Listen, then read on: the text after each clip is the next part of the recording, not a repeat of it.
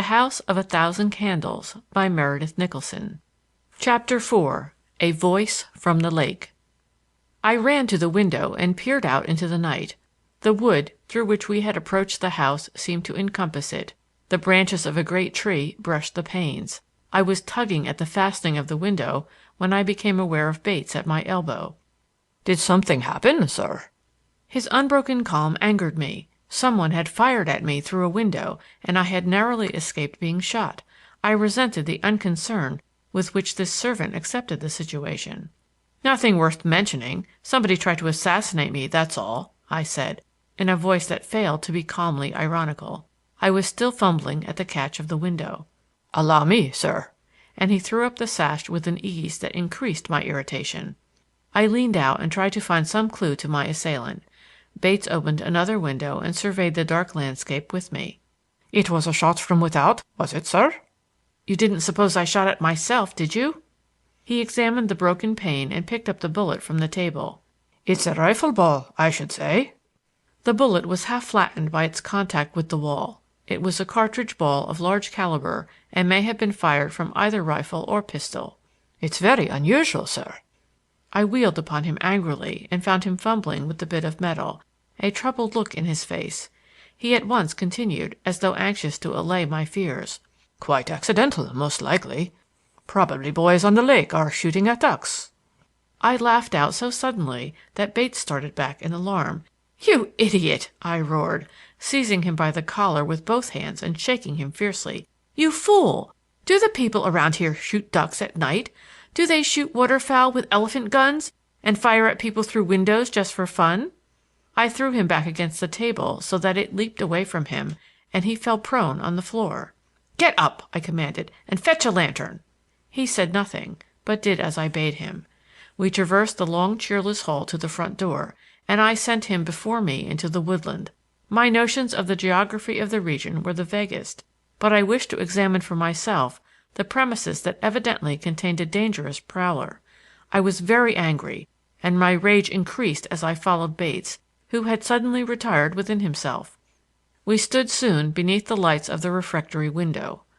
The ground was covered with leaves which broke crisply under our feet. "What lies beyond here?" I demanded. "About a quarter of a mile of woods, sir, and then the lake." "Go ahead," I ordered, "straight to the lake." I was soon stumbling through rough underbrush similar to that through which we had approached the house. Bates swung along confidently enough ahead of me, pausing occasionally to hold back the branches. I began to feel, as my rage abated, that I had set out on a foolish undertaking. I was utterly at sea as to the character of the grounds. I was following a man whom I had not seen until 2 hours before, and whom I began to suspect of all manner of designs upon me. It was wholly unlikely that the person who had fired into the windows would lurk about, and moreover the light of the lantern, the crack of the leaves and the breaking of the boughs advertised our approach loudly. I am, however, a person given to steadfastness in error, if nothing else, and I plunged along behind my guide with a grim determination to reach the margin of the lake, if for no other reason than to exercise my authority over the custodian of this strange estate. A bush slapped me sharply, and I stopped to rub the sting from my face. "Are you hurt, sir?" asked Bates solicitously, turning with the lantern. "Of course not," I snapped. "I'm having the time of my life. Are there no paths in this jungle?" "Not through here, sir. It was Mr. Glenarm's idea not to disturb the wood at all. He was very fond of walking through the timber." "Not at night, I hope. Where are we now?" "Quite near the lake, sir." "Then go on." I was out of patience with Bates, with the pathless woodland, and I must confess, with the spirit of John Marshall Glenarm, my grandfather. We came out presently upon a gravelly beach, and Bates stamped suddenly on planking. "This is Glenarm Dock, sir, and that's the boathouse." He waved his lantern toward a low structure that rose dark beside us. As we stood silent, peering out into the starlight, I heard distinctly the dip of a paddle and the soft gliding motion of a canoe. "It's a boat, sir," whispered Bates, hiding the lantern under his coat. I brushed past him and crept to the end of the dock. The paddle dipped on silently and evenly in the still water, but the sound grew fainter.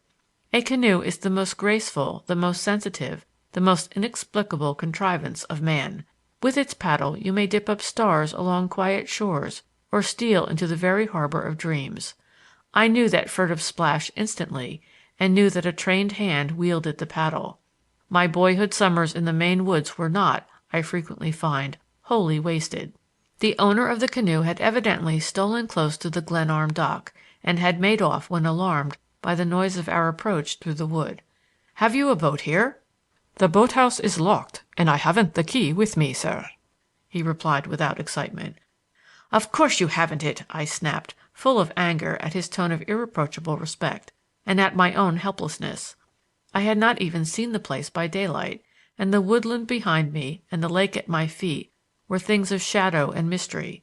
In my rage I stamped my foot. "Lead the way back!" I roared. I had turned through the woodland when suddenly there stole across the water a voice. A woman's voice, deep, musical, and deliberate. "Really, I shouldn't be so angry if I were you," it said, with a lingering note on the word angry. "Who are you? What are you doing there?" I bawled. "Just enjoying a little tranquil thought," was the drawling, mocking reply.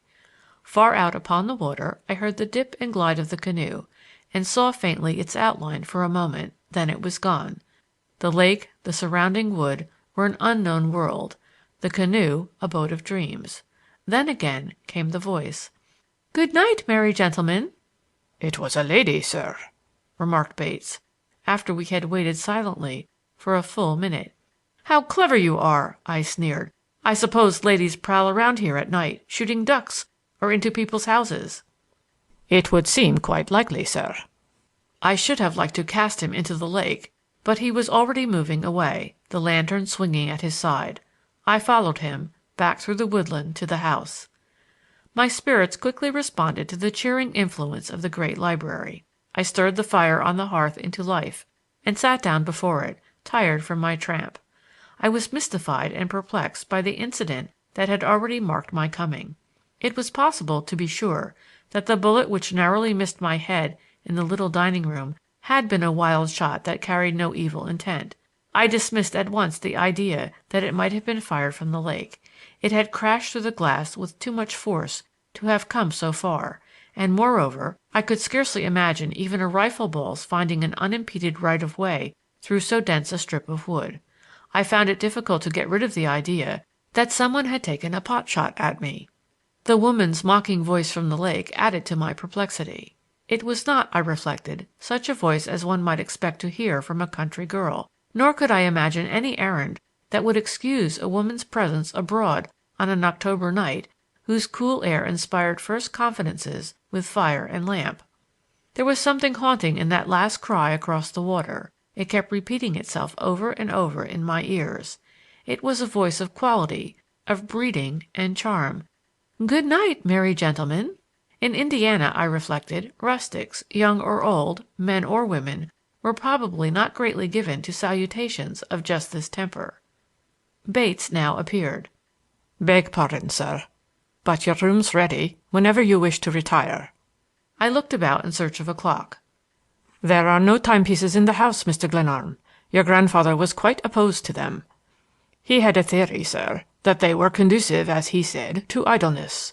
He considered that a man should work by his conscience, sir, and not by the clock, the one being more exacting than the other." I smiled as I drew out my watch, as much at Bates' solemn tones and grim, lean visage as his quotation from my grandsire. But the fellow puzzled and annoyed me. His unobtrusive black clothes, his smoothly brushed hair, his shaven face, awakened an antagonism in me. "Bates, if you didn't fire that shot through the window, who did? Will you answer me that?" "Yes, sir. If I didn't do it, it's quite a large question who did. I'll grant you that, sir." I stared at him. He met my gaze directly without flinching, nor was there anything insolent in his tone or attitude. He continued, "I didn't do it, sir. I was in the pantry when I heard the crash in the refectory window. The bullet came from out of doors, as I should judge, sir." The facts and conclusions were undoubtedly with Bates, and I felt that I had not acquitted myself credibly in my effort to fix the crime on him. My abuse of him had been tactless, to say the least, and I now tried another line of attack. "Of course, Bates, I was merely joking. What's your own theory of the matter?" "I have no theory, sir. Mr. Glenarm always warned me against theories. He said, if you will pardon me, there was great danger in the speculative mind." The man spoke with a slight Irish accent, which in itself puzzled me. I have always been attentive to the peculiarities of speech, and his was not the brogue of the Irish servant class. Larry Donovan, who was English-born, used on occasions an exaggerated Irish dialect that was wholly different from the smooth, liquid tones of Bates. But more things than his speech were to puzzle me in this man. "The person in the canoe, how do you account for her?" I asked. "I haven't accounted for her, sir. There's no women on these grounds, or any sort of person, except ourselves." "But there are neighbors, farmers, people of some kind must live along the lake." "A few, sir. And then there's the school, quite a bit beyond your own west wall." His slight reference to my proprietorship, my own wall, as he put it, pleased me. "Oh, yes, there is a school. Girls? Yes. Mr. Pickering mentioned it. But the girls hardly paddle on the lake at night, at this season, hunting ducks. Should you say, Bates?" "I don't believe they do any shooting, Mr. Glenarm. It's a pretty strict school, I judge, sir, from all accounts." "And the teachers, are they all women?" "They're the Sisters of St. Agatha, I believe they call them. I sometimes see them walking abroad. They're very quiet neighbors, and they go away in the summer, usually, except Sister Theresa. The school's her regular home, sir. And there's the little chapel quite near the wall. The young minister lives there, and the gardener's the only other man on the grounds." So my immediate neighbors were Protestant nuns and schoolgirls, with a chaplain and a gardener thrown in for variety. Still, the chaplain might be a social resource. There was nothing in the terms of my grandfather's will to prevent my cultivating the acquaintance of a clergyman. It even occurred to me that this might be part of the game. My soul was to be watched over by a rural priest, while, there being nothing else to do, I was to give my attention to the study of architecture. Bates, my guard and housekeeper, was brushing the hearth with deliberate care. "Show me my cell," I said, rising, "and I'll go to bed." He brought from somewhere a great brass candelabra that held a dozen lights, and explained. "This was Mr. Glenarm's habit. He always used this one to go to bed with. I'm sure he'd wish you to have it, sir." I thought I detected something like a quaver in the man's voice. My grandfather's memory was dear to him, I reflected, and I was moved to compassion for him. "How long were you with Mr. Glenarm, Bates?" I inquired, as I followed him into the hall. 5 years, sir. He employed me the year you went abroad. I remember very well his speaking of it. He greatly admired you, sir." He led the way, holding the cluster of lights high for my guidance up the broad stairway. The hall above shared the generous lines of the whole house, but the walls were white and hard to the eye.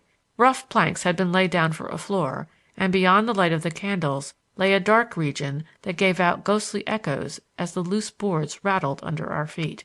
"I hope you'll not be too disappointed, sir," said Bates, pausing a moment before opening a door. "It's all quite unfinished, but comfortable, I should say, quite comfortable." Open the door! He was not my host, and I did not relish his apology. I walked past him into a small sitting room that was, in a way, a miniature of the great library below. Open shelves filled with books lined the apartment to the ceiling on every hand, save where a small fireplace, a cabinet and table were built into the walls. In the center of the room was a long table with writing materials set in nice order. I opened a handsome case and found that it contained a set of draftsman's instruments. I groaned aloud. "Mr. Glenarm preferred this room for working. The tools were his very own, sir." "The devil they were!" I exclaimed irascibly. I snatched a book from the nearest shelf and threw it open on the table. It was The Tower, its early use for purposes of defense, London, 1816. I closed it with a slam. "The sleeping room is beyond, sir. I hope—" "Don't you hope any more," I growled, "and it doesn't make any difference whether I'm disappointed or not." "Certainly not, sir," he replied in a tone that made me ashamed of myself.